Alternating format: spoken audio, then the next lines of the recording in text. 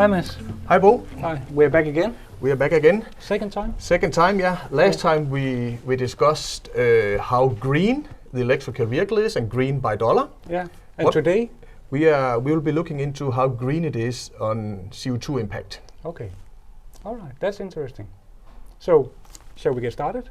Yeah, I think the plan is we will look a bit on the overall CO2 impact, and let's get started. Yeah. Okay. All right. All right. Thank you.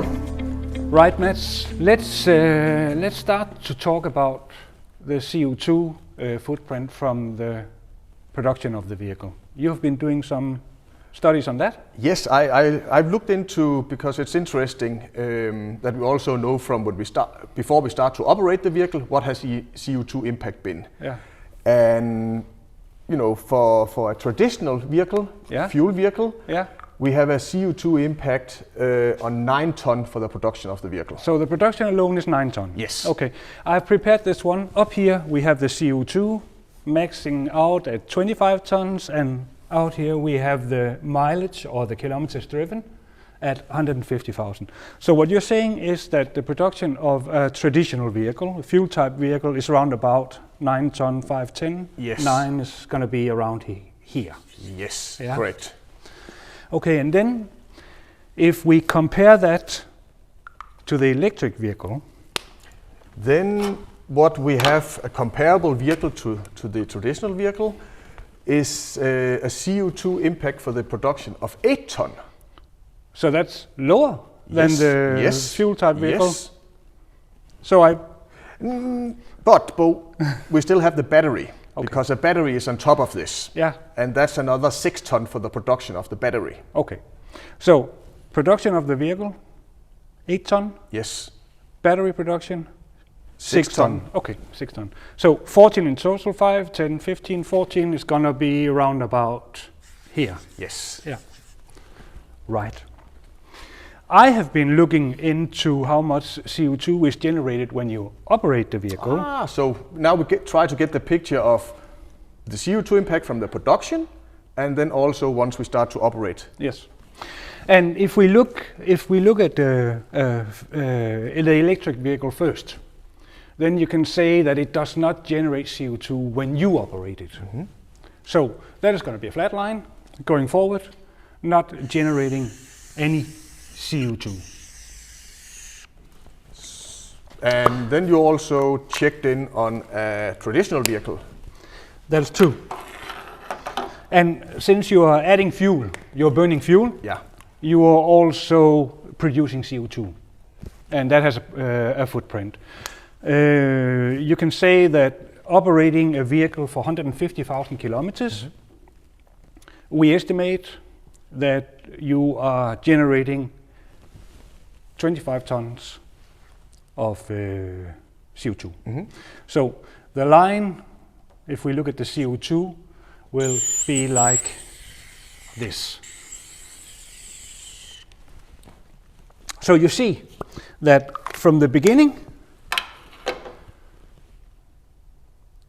the electric vehicle is actually behind. Yeah. It's more heavy, so to speak, in generating CO2, but it quickly changes so that the fuel type vehicle becomes the heavier generator. And can we say anything about when does it break even? When do we expect the electric vehicle to be more friendly on the CO2 emission? Somewhere in between 25, 30 up to 40, 50,000 kilometers. I see. Yeah. That's interesting. And that's how it looks. Yeah. Okay. Cool. Yeah.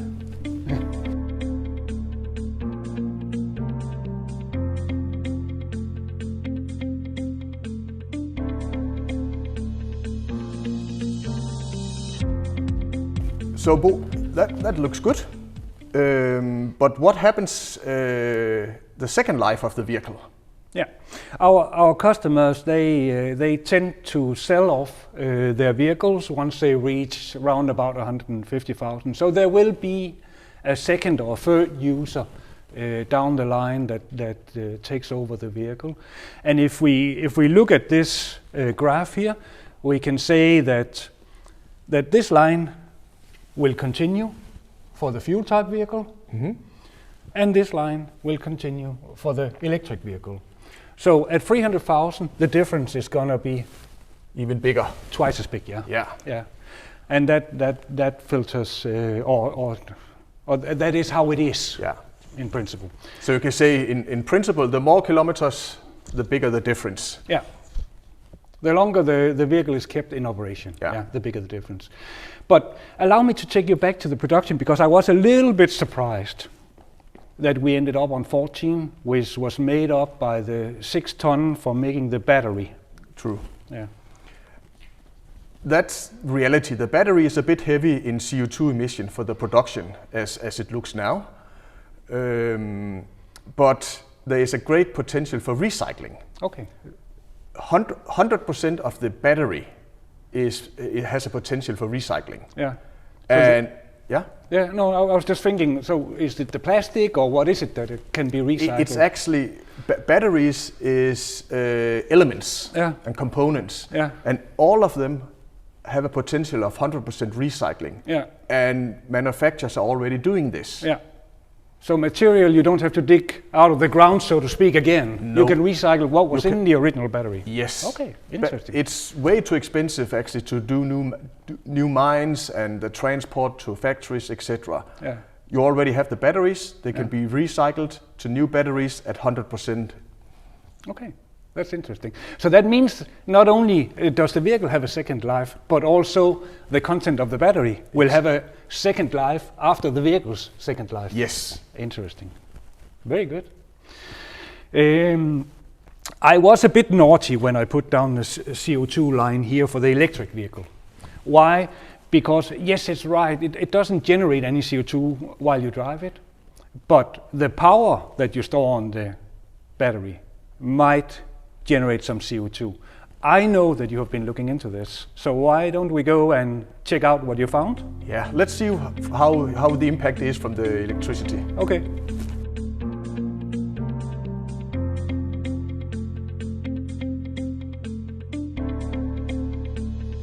So, as I said, Mads, you have been preparing some data on the CO2 coming from the production of the power that we load onto the batteries. But before we start, I think it's important to mention that when you drive your electric vehicle, you are doing a zero emission, because there is no tailpipe on the car, so it doesn't produce any emission when you drive it. I think that's a very important thing to remember when we go into how much it costs to produce power. Yeah. But yes. No. Yeah. Exactly. As when we produce the vehicle, there is a CO2 impact. Oh, there is a CO2 impact when we produce the electricity. Yeah. And what we looked into, and we have some data, is that, you know, we can see from this map what it illustrates is the share of electricity from low carbon sources. Yeah. And low carbon sources is everything from nuclear and renewable sources producing electricity. So the darker the country appears on the map, the bigger share comes from low carbon source. Yeah, which is quite amazing, because looking at the map, I see that Sub-Saharan Africa is quite dark in terms of dark green. Yeah. Yeah. I'm surprised as well to see that the Sub-Saharan Africa in particular outnumbers countries in Europe from low carbon source of electricity. So that's a fine development. Absolutely, yes. Yeah. But does it then also mean, Bo, that even if you fire up your charger with coal, is it still a good idea? I mean, the electric vehicle, no matter how the power is generated, will still have the grand total impact will still be less than an equivalent petrol fuel type, diesel fuel type vehicle. Yes. Yeah. Yeah. That's interesting. Yeah. So even if you are generating power from coal or from burning other fossil fuels, it will still be better. But of course, the greener you generate the power, the better the total picture is. Yeah. The question is it your responsibility? Is it? Yeah. No, but I mean, seriously, what can you do? You don't do power plants, yeah? But if you choose the electric vehicle, you have the option of loading electricity onto the battery that you use to drive. Yeah. If you choose the petrol type vehicle, you do not have that option. No. So that means the motivation going back through the chain to the power plant to become better is really not there. And remember, it should be better. I mean, we should generate power the greener way. Why? Because you also use power for your air conditioners, for your mobile phones, for your stoves. I mean, everything that requires electricity. Yeah. Yeah. So what we are saying basically is that not only for vehicles, it's entire household, the more pressure for low carbon electricity, the better it is and the better it becomes. Yeah, and that's a very big responsibility to put on your shoulders when you buy a new car. I think it's fair to say that's not the fleet manager's responsibility. I think you're right, yes. Yeah. Yes. Okay.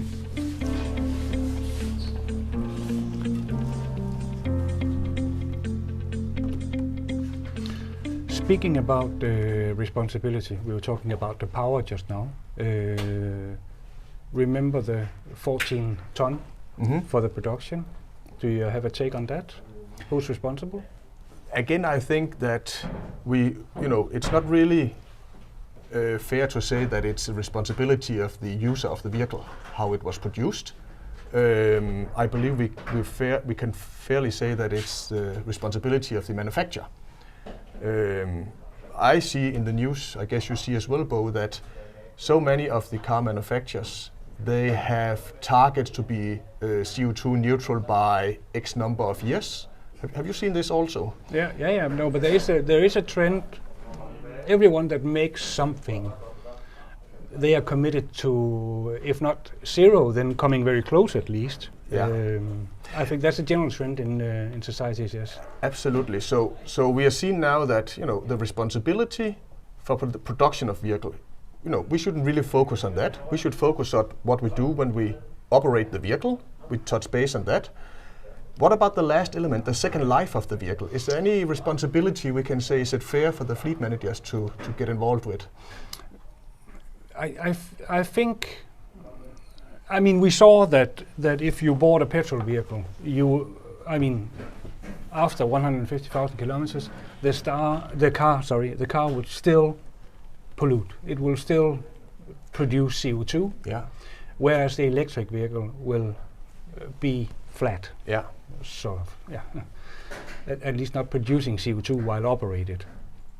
So I think that's worth to consider, that you are actually, when you dispose of it and you put it into the second life, you're actually putting an asset that does not generate CO2. Yeah. I think it's not your responsibility, but I think it's something that makes you feel good. Yeah. That you took a good decision, and that also sort of goes into the future. Yeah. Rather seeing an electric vehicle second life on the streets than a traditional vehicle with black smoke out of the tailpipe. Yes, I agree. Yeah. Agree. Yeah.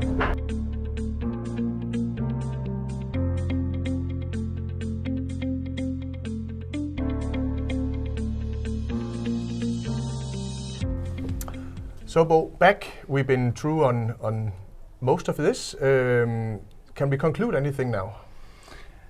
I think we can. We have been looking at the production of the vehicle, we have been looking at the operation of the vehicle, and we have been looking at the second life of the vehicle.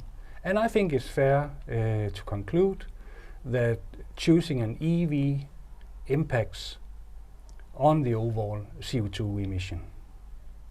And do you see, is it fair also to say that we as users, or all of us, where we have the biggest impact is during the operation? Yes, that's where we can make a difference, yeah. Yeah, so also we can maybe conclude that the responsibility for the production is maybe not in our hands.